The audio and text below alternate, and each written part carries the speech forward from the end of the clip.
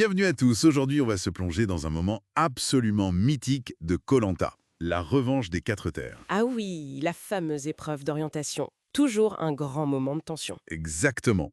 On est à 39 jours d'aventure, ils ne sont plus que 5 sur les 24 du départ, et seulement 3 places pour les poteaux. C'est ça. Et le contexte est important.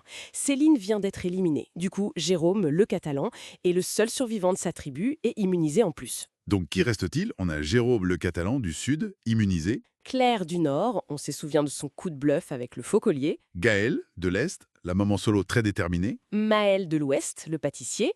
Et puis l'autre Jérôme, Jérôme des Landes, aussi de l'Ouest, l'ancien militaire, le doyen de l'étape avec ses 52 ans. voilà. Le but du jeu, trouver un des 3 poignards cachés dans 3 zones différentes. Alors, qui ouvre le bal? C'est Jérôme, le Catalan. Il choisit la zone de la souche foudroyée et il y va tout seul. Il a un peu de flair sur ce coup-là. Oui, même s'il cherche un peu, on sent une petite hésitation au début, mais bon, il finit par mettre la main sur le premier poignard. Et hop, la petite danse de la victoire, du Jérôme tout craché, quoi. Carrément, premier qualifié.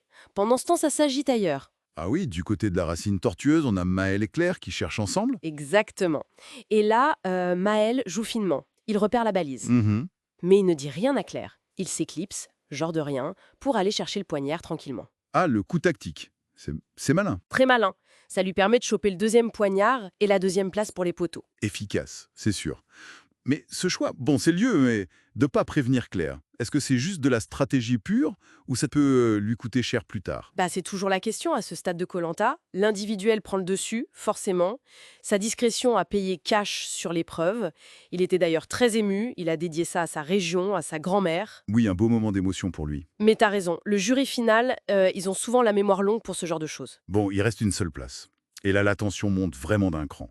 On a Jérôme Deslandes, Gaël et Claire qui sont encore en course. Et Jérôme Deslandes, avec son passé de militaire, on se dit qu'il a un avantage d'ailleurs. Il trouve assez vite une balise près de la Roche Noire. Oui, on pense que c'est plié pour lui à ce moment-là. Sauf que, il voit Gaël pas très loin.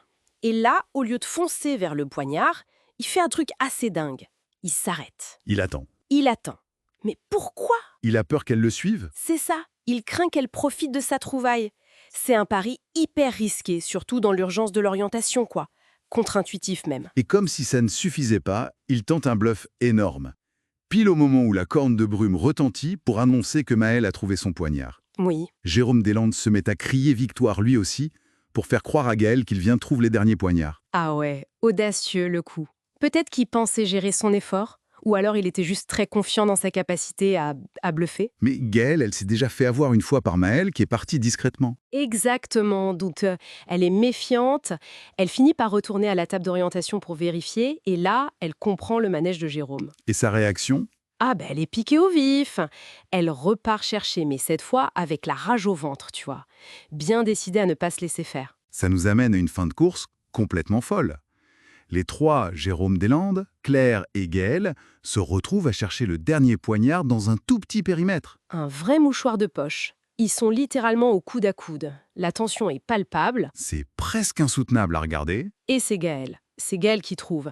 Celle qui avait été un peu baladée par les stratégies des autres, elle met la main sur ce dernier poignard. Incroyable, l'explosion de joie qu'on imagine. Ah oui, une joie immense, très communicative, et elle dédie ça à ses enfants, elle a d'ailleurs leur prénom tatoué. C'est une belle preuve de force mentale, de résilience. Quel retournement de situation, hein. Du coup, Jérôme Deslandes et Claire sont éliminés, si près du but, c'est dur. Très dur pour eux. Les 3 finalistes pour les poteaux sont donc Jérôme le Catalan, Maël et Gaël. Quand on regarde cette épreuve, au-delà des qualifiés, ce qui marque, ce sont les stratégies quand même. Tout à fait. On a eu la discrétion payante, mais peut-être risquée de Maël, le pari un peu fou de l'attente et du bluff de Jérôme Deslandes. Et puis cette détermination incroyable de Gaël à la fin. Exactement. Elle a vraiment surmonté les obstacles psychologiques mis sur sa route. Une vraie leçon de mental. Cette orientation, c'était vraiment un condensé de koh.